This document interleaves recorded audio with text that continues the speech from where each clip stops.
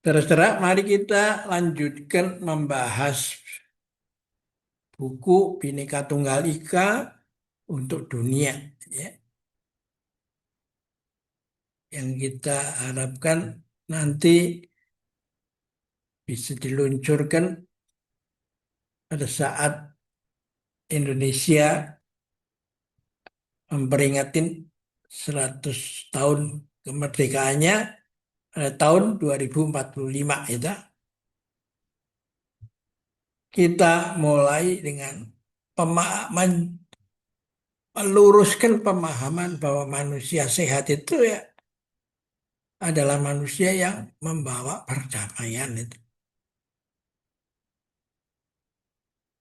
Jadi sehat itu tidak netral, dia boleh berbuat tidak baik karena fisiknya kuat, melakukan kejahatan, perbuatan tercela, kerah biru, dan perbuatan tercela yang dilakukan oleh kerah putih, ya, orang kanan. Apa, pikirannya brilian, gitu. Tapi cerdas itu, apa, sehat itu ya sudah menjadi orang damai. Itu. Nah, kalau ini jelas, maka kita apa bisa mengharapkan dunia ini akan menjadi yang baik, itu, mengarah pada perbaikan itu.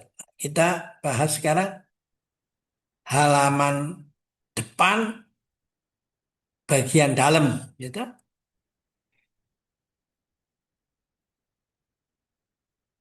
Isinya adalah anthropocentric humanisme. Diluncurkan ide ini oleh Ernest Renan pada tahun 1882. Tentang apa itu nations itu? Ide ini menjawab kekecewaan orang-orang di negara jajahan yang berontak mau merebut kemerdekaan dari penjajahnya, tapi selalu gagal. Karena apa? Perjuangannya terkotak-kotak. Ada pergerakan suku, daerah tertentu, kerajaan tertentu, semua berjalan sendiri-sendiri. Sehingga dengan mudah banyak digagalkan, gitu. Nah, Ernest Renan memunculkan konsep siap apa itu nations, gitu, yang mempersatukan apa yang terpecah-pecah itu untuk merebut kemerdekaan. Disebut begini, nasion adalah kesatuan solidaritas terdiri dari orang-orang yang saling merasa setia kawan satu sama lain. Satu jiwa, satu asa spiritual. Ia adalah satu solidaritas yang besar tercipta oleh perasaan pengorbanan yang telah dibuat di masa lampau dan oleh orang bersangkutan bersedia dibuat di masa depan. Gitu. Ini kan menyiratkan bahwa yang lalu itu kan karena terpecah-pecah kan tidak berhasil, tuh. Karena itu Nasihat mempunyai masa lampau, tapi ia melanjutkan dirinya pada masa kini melalui suatu kenyataan yang jelas, kesepakatan, keinginan yang dikemukakan dengan nyata untuk terus hidup bersama. Oleh sebab itu, suatu nasihat tidak tergantung pada kesamaan asal ras, suku bangsa, agama, bahasa, geografi, atau hal-hal lain yang sejenisnya. Kehadiran suatu nasihat adalah seolah-olah satu kesepakatan bersama yang terjadi setiap hari. Dikutip dari buku Wawasan Kebangsaan Indonesia, Bakom PKB 1987. Nah, pemikiran ini langsung mendapat sambutan sehingga pada tahun 1908 suku-suku dan kerajaan-kerajaan di Indonesia itu berikrar dengan mendirikan 1908 sebagai kebangkitan nasional itu, ya. Tapi apa mau dikata? Kebangkitan ini tidak otomatis bisa membawa perdamaian, tuh. Yang ada adalah kemerdekaan, dan yang merdeka itu setelah masing-masing menjadi kuat, lalu pada tahun 1914 sampai 1918, yaitu 1914 ini kan 6 tahun setelah Hari Kebangkitan Nasional kita total 1908 tuh. Ini udah Perang Dunia Satu dan mereka bingung untuk mencegahnya, diadakan Liga Bangsa-Bangsa supaya tidak terjadi Perang Dunia Kedua. Tapi apa mau dikata? Nggak berhasil. Lalu terjadilah Perang Dunia Kedua 1939 sampai 1945 yang membawa korban keseluruhan Perang Dunia ini 160 juta orang gitu. Ya. Dan Perang Dunia Kedua ditutup dengan senjata bom atom itu, ya, di Nagasaki dan Hiroshima.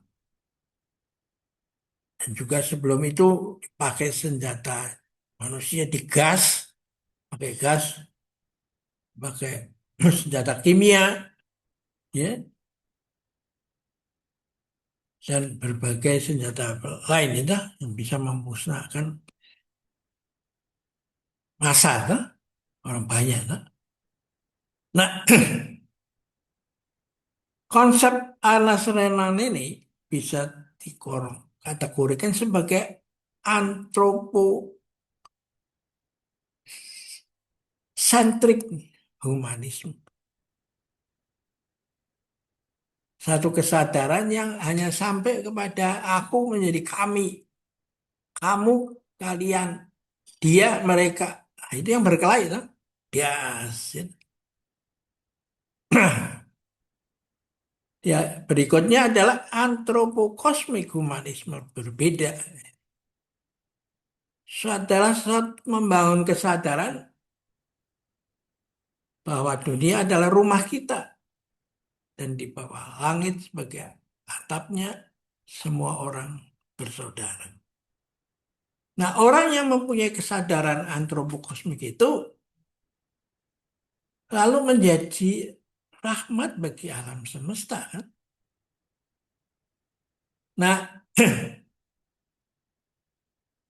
di kita jauh sebelum itu sudah ada konsep pemikiran memayu hayuning bawono itu, mempercantik dunia itu. Ayune manungso, cantiknya manusia tergantung cantiknya bawono dunia. Cantiknya dunia tergantung dari cantiknya samudaya. Jadi kalau langit dicemari, ya, pemanasan global, bumi disiram dengan apa pencemaran, ya, itu tidak termasuk konsep antropokosmik, ya, itu sampai, baru sampai kepada manusia menampilkan apa superioritas bahwa sebagai makhluk yang berkuasa, the fetus, gitu. Slide berikutnya adalah Dikatakan oleh Fritjof Capra, The Web of Life, bahwa di semua lingkup gerak alam kita menemukan sistem-sistem kehidupan yang bertengger pada sistem kehidupan lain. Jaringan-jaringan bergantung pada jaringan lain. Batas-batas sistem kehidupan bukan merupakan batas pemisah, melainkan hanya batas-batas identitas belaka. Semua sistem kehidupan berinteraksi satu sama lain dan saling berbagi sumber daya melewati batas-batasnya. Ya. Nah, ini digambarkan oleh Tuwiming. Jadi self itu berkembang itu. Aku menjadi kami, kamu menjadi kalian, dia menjadi mereka, lalu diikat menjadi kita. Ya. Nah, lalu kita itu terus berkembang menjadi bagian dari alam sehingga langit dan bumi bersatu dengan kita. Langit adalah ayah, bumi adalah ibu kita. Dan lalu terjadilah bangsa, kawasan, akhirnya masyarakat dunia. Dan bahkan tidak hanya tertutup di sini, tapi sesudah mati pun melupakan kelanjutannya. Ya, yang titik-titik ini tuh. Sehingga tidak bisa dikatakan kita ateis atau agnostik, gitu. Karena ada kehidupan sesudah mati, gitu. Nah, di kalangan Sunda juga ada konsep, ada pemikiran silih asih, asah asuh wangi. Dulu ada waktu saya di Bandung, itu yang lebih dikenal adalah salah silih asah, asih asuh. Ya, ya kalau asah tapi tanpa didahului dengan asih, maka timbul masalah kan. Karena diasah itu ternyata perdih kan.